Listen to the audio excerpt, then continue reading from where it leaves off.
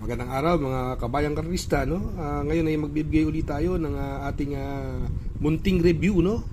Ito po ay walang halong information, no? At sarili ko lang pong opinion at pag-aaral, no? Simulan na natin, no? Race number 1, no? Dito po meron po tayong 5 kalahok. Anim na kalahok, no? Dito po, no, first choice ko po rito yung numero 5, Succeed, no? Si Succeed minasigurduhan po yan, nagprueba ng 1.14, no? At tingin ko mahigpit na makakalaban po niya yung numero 6, si Oliver Bell, no? Maganda ngayon ang numero, nasa labas. Minsan masama lumundag sa aparato yan, eh. Malaking kabayo, pero maganda rin ang lahi, no? He's had enough, pero tingin ko siya mahigpit na makakalaban sa karerang ito, no? Kaya dito, race number 1, no? Numero 5, Succeed Panigundo, numero 6, Oliver Bell. Dito naman po tayo sa race number 2, no? Race number 2, dito first choice ko po rito yung numero 14, Animo Magnolia, no? Ito po, last run nito, kapirasong nagkatalo lang kay Siling Labuyo, no? Hindi lumagpas si Animo Magnolia, ang gandang laban po noon. Siya po yung humabol doon. Kapiraso lang nagkatalo. Tingin ko mahigpit na makakalaban yung numero 2, si Can Kaluking, no? Si Can Kaluking hindi lang maganda labas sa aparato nakaraan. Medyo namamartida, pero tingin ko siya mahigpit na makakalaban si Can Kaluking sa ni Jackie JT Pabilik, no? Maganda numero nasa loob. Kung gusto ng mga dihado, mga kabayang karista, yung mga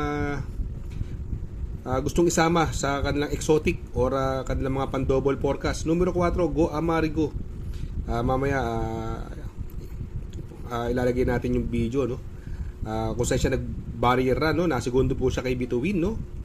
Kung nakita nyo naman, naka-double wrap in front, no?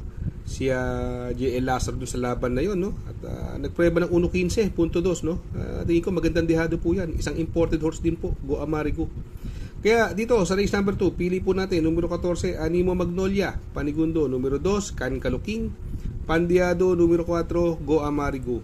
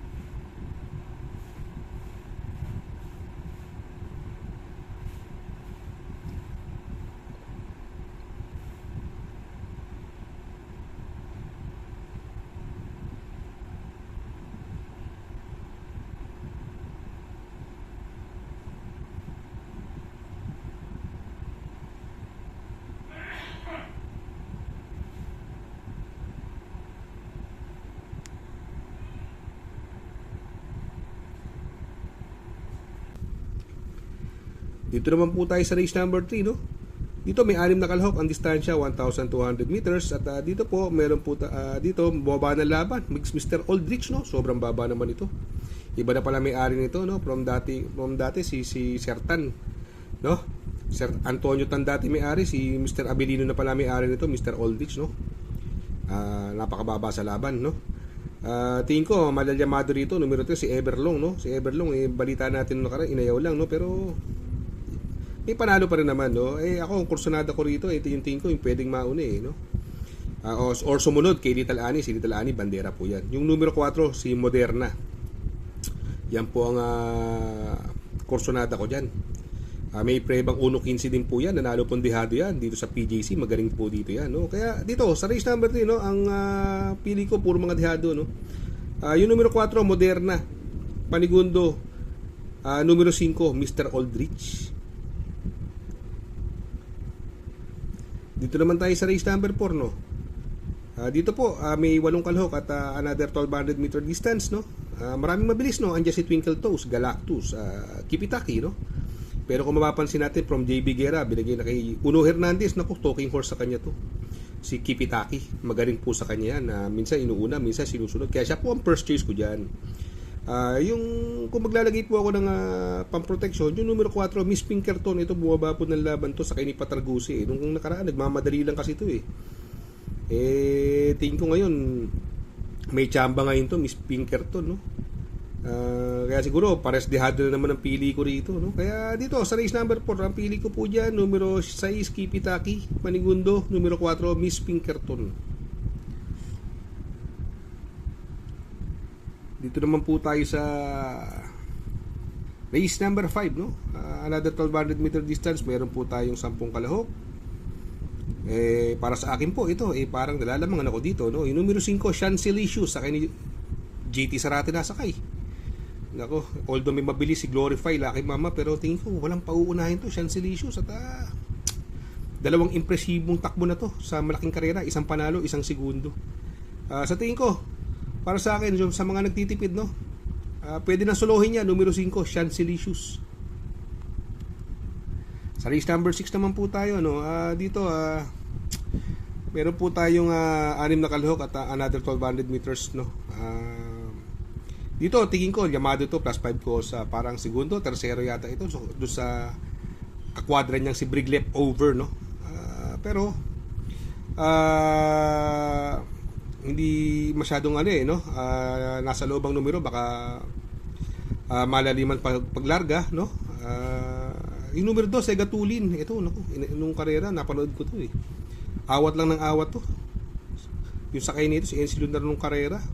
Paglarga, binugo, pero dumating mga parang pang-5, pang-6, parang ganun. Pero dikit-dikit lang eh.